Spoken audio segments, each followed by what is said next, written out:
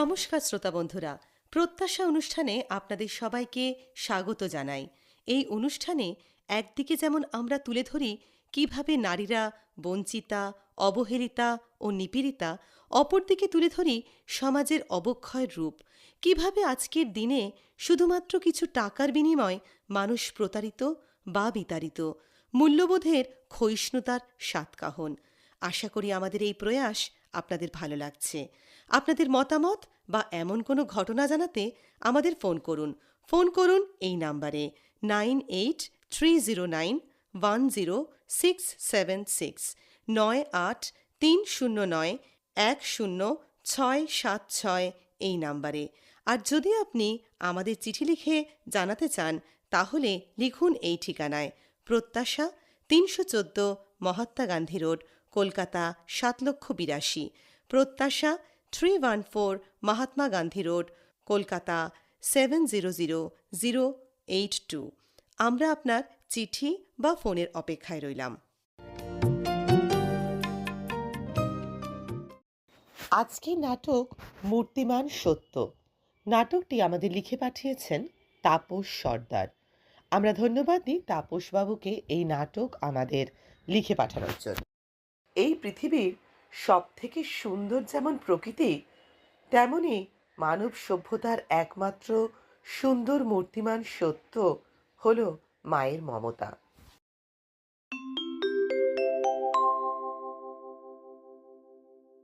Hello. হ্যাঁ sir, হ্যাঁ sir, হ্যাঁ আমি বুঝতে পারছি। হ্যাঁ হ্যাঁ হ্যাঁ ঠিক আছে, আমি এক্ষুনি বেরোচ্ছি। মা, আমি এলাম, তুমি খেয়ে নিও। খোকা, রান্না হয়ে গেছে, খেয়ে যা, খেয়ে যা। না খেয়ে যেতে নেই, পিত্তি পড়ে যাবে। খোকা, খেয়ে যা।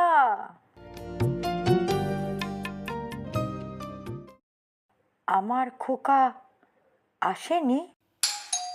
খোকা এলি নাকি? হ্যালো। হ্যাঁ হ্যাঁ হ্যাঁ হ্যাঁ হ্যাঁ ঠিক আছে, ঠিক আছে। এত দেরি হলো? কোথায় গিয়েছিলিস? এক মিনিট, এক মিনিট, এক মিনিট ধরুন। তোমাকে সব কথা বলতে হবে। আজকাল আমি লক্ষ্য করছি তুমি আমাকে বেশি খেয়াল রাখছো। পুলিশের মতো জেরা করা বন্ধ করো। বয়স তো বাড়ছে নাকি? অন্যদিকে একটু মন দাও। তা ঠিক বলছিস খোকা। বিয়ের কথা আবার শুরু করো না।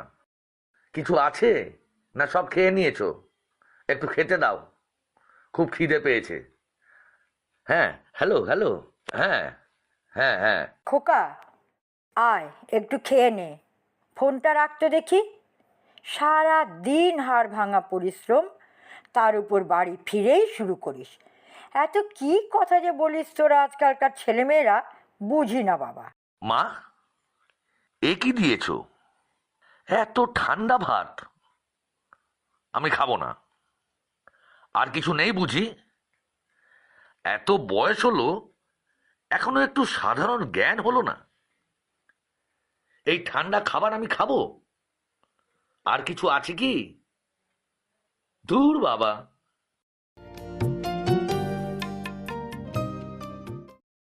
মা, আমি বাইরে থেকে খেয়ে এসছি, ঘুমোতে গেলাম। তুমি আবার খোকা খোকা করে সারা বাড়ি মাথায় তুলো না। আমি ঘুমাবো। কাল থেকে ঘুম নেই, কাজ আর কাজ, শুধু কাজ করো। টাকা দেয় বলে মানুষকে মানুষ বলে ভাবে না।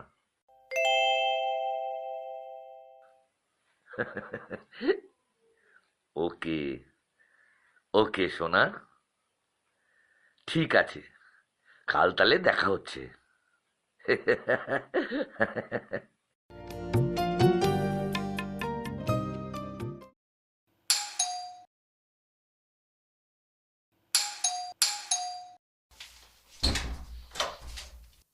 এতক্ষণ কি কাজটা করছিলে দেখি? ও, পুজো করছিলে, তাহলে ঠিক আছে। প্রদীপটা নিয়ে যাও, প্রিয়া এসেছে, বরণ করে ঘরের ভেতর নিয়ে এসো। প্রিয়াকে? আগে বরণটা করো তো, তারপর বলছি। আমি বিয়ে করেছি। সত্যি? খোকা, তুই বিয়ে করেছিস? শুনতে পাওনি? মাইক বাজিয়ে বলবো নাকি? সারা পাড়ার লোক শুনবে, আর বাবার গোটা রাবণ বংশের পেট ভরতে আমার গাঁট খসে যাবে। একদম চুপ। প্রিয়া, মাকে প্রণাম করো। করছি বাবা, করছি। ইনি তোমার মা বুঝি? হ্যাঁ। ইস, কি গন্ধ! মা, আমরা ভেতরে যাচ্ছি। মা, আবার তোমার জ্বর বুঝি? মাসে তোমার কতবার জ্বর হয় বুঝি না। ওষুধ খেয়েছো না সেটাও বলতে হবে। শোনো, প্রিয়ার জন্য একটা ডিম টোস্ট করে নিয়ে এসো। তুমি কিছু মনে করো না মা। না না, কি আর মনে করব? মনে করার মতো তো আর কিছু বলিসনি তুই। ছেলের বউ ডিম টোস্ট খাবে, এতে মনে করার কি আছে? আমি এক্ষুনি যাচ্ছি। জানো মা, প্রিয়াকে বলেছি তুমি খুব সুন্দর ডিম টোস্ট করো। মা, আমরা ভেতরে যাচ্ছি। মনে করে ডিম টোস্টটা করে দিও, ও আবার খিদে সহ্য করতে পারে না। ছেলে ডিম টোস্ট চেয়ে গেছে, আমাকে রান্নাঘরে যেতে হবে।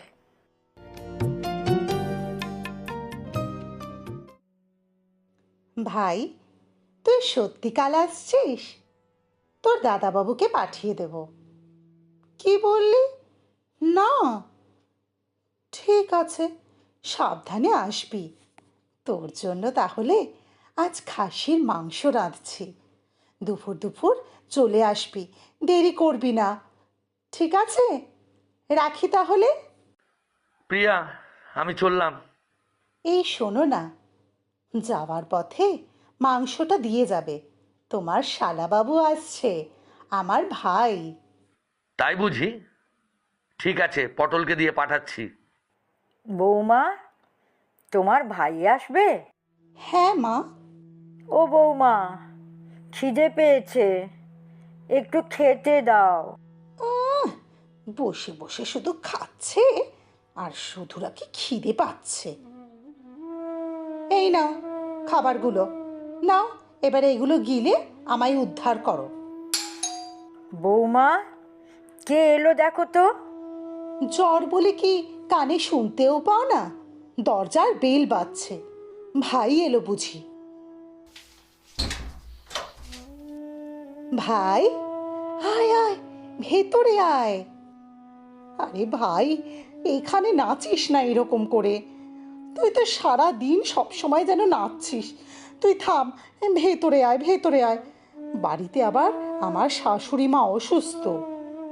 এটা শাশুড়ি মা? হাই মাম্মি, কেমন আছেন? এই, কি কি করছিস ভাই? চলে আয় এদিকে। তোর রুমাল কোথায়? বাজে একটা গন্ধ বের হচ্ছে না? ও, তুই তুই যে কবে আর মানুষ হবি?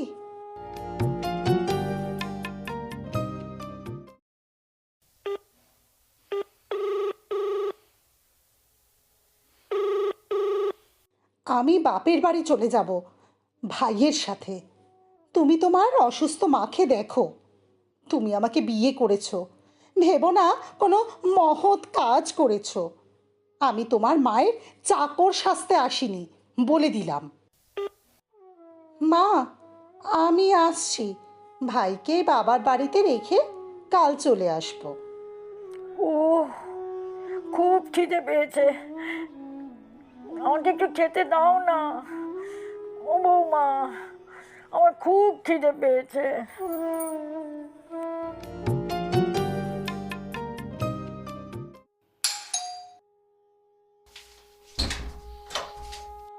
এসো মাসি, এসো।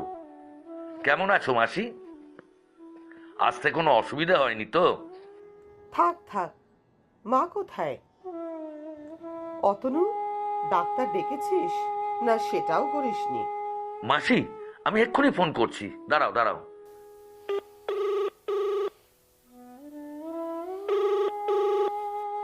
হ্যালো, হ্যালো ডাক্তারবাবু। হ্যাঁ, মায়ের একটু জ্বর এসেছে। হ্যাঁ, আমাদের ঠিকানাটা হচ্ছে বৈদ্যচক। সর্দারপাড়া বললে সবাই দেখিয়ে দেবে, অতনুর বাড়ি বললে সবাই দেখিয়ে দেবে। ঠিক আছে ডাক্তারবাবু, রাখছি। তোর বউকে দেখছি না তো অতনু। ভাইকে দিতে গেছে বাপের বাড়িতে। তাই বল, এবার বুঝলাম ফোনে তুই কেন বেঁকে বেঁকে কথা বলছিলিস।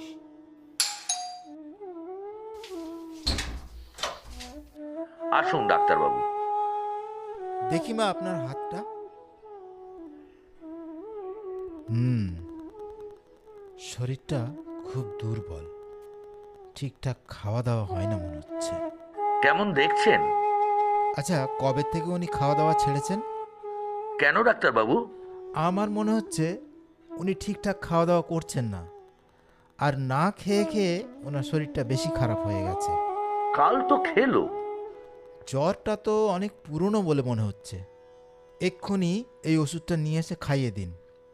আর যদি দুপুরে জ্বর তাও না কমে, তাহলে একটু ঠান্ডা আর গরম জল মিশিয়ে ওনার গা মুছিয়ে দেবেন, আর একটু বেশি করে যত্ন নেবেন, কারণ খুব একটা ভালো বুঝছি না। ডাক্তার কি বলছে? তোরা তো খেতেও দিস না ঠিক মতন। সত্যি তোরা মানুষের মতো মানুষ হয়েছিস। আমি কাল অনেক করে খাওয়ানোর চেষ্টা করেছি, কিন্তু মা মুখ চোখ বেঁকিয়ে কি যেন বলতে চাইছে। যত বলি খেয়ে নাও খেয়ে নাও, কি যেন একটা বলতে চাইছে। আমি কিছুতেই বুঝতে পারলাম না। ডাক্তার তো বললো অনেক দিন থেকে জ্বর। হ্যাঁ, মায়ের শরীরটা মাঝে মাঝে এমনি হয়। প্রিয়া নাকি শিক্ষিত মেয়ে, যত্ন করে নাকি। প্রিয়ার কথা বলছো? ও কম বয়সী মেয়ে, দেখাশোনা ঠিক মতো করতে পারে না, আর ও তেমন এ ঘরে আসেও না। তাহলে তুই এবার চাকরি রেখে মাকে দুবেলা দেখাশোনা কর। আমি যাই, ওষুধটা কিনে আনি। বউ করবে না তো কাজগুলো কে করবে? তুই তাহলে কর। তোর বউ রাজনারী, সে কখনো অসুস্থ হবে না, বৃদ্ধা হবে না, সারা জীবন পটের বিবি হয়ে থাকবে। ঈশ্বরের কাছে কি তোর বউ এই প্রার্থনা করে যে সারা জীবন কম বয়সী হয়ে থাকবে, যেন তোর মায়ের মতন বৃদ্ধ না হয়? তোরা এখন অনেক বড় হয়ে গেছিস, বুঝবি না, বুঝবি না রে, বুঝবি না। বৃদ্ধা মায়ের ব্যথা তোরা বুঝবি না। এখন তোরা বউয়ের মুখের ভাষা বুঝবি। তুই যখন ছোট, এইটুকু ছোট্ট ছিলিস একেবারে, তোর কান্না দেখে তোর মুখে ফুটে ওঠা ভাষা তোর এই মা অনায়াসে বুঝে নিত রে।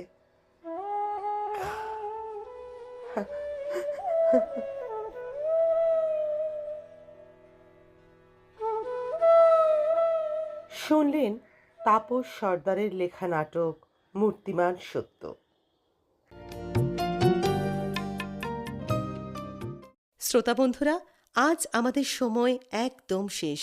শুনতে ভুলবেন না প্রতি বুধবার ও শনিবার ঠিক দুপুর 2:05 আপনাদের পছন্দের অনুষ্ঠান প্রত্যাশা।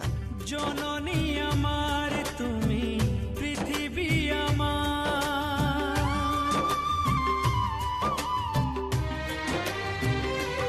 ও জননী আমার তুমি, পৃথিবী আমার, তোমার চরণ ছুঁয়ে বন্দনা গাই। হাজার বছর পরে যদি আমি আসি ফিরে, তোমারি কোলেতে মাগো পাই যেন ঠাই। ও মা, ও মা, ও মা, ও মা।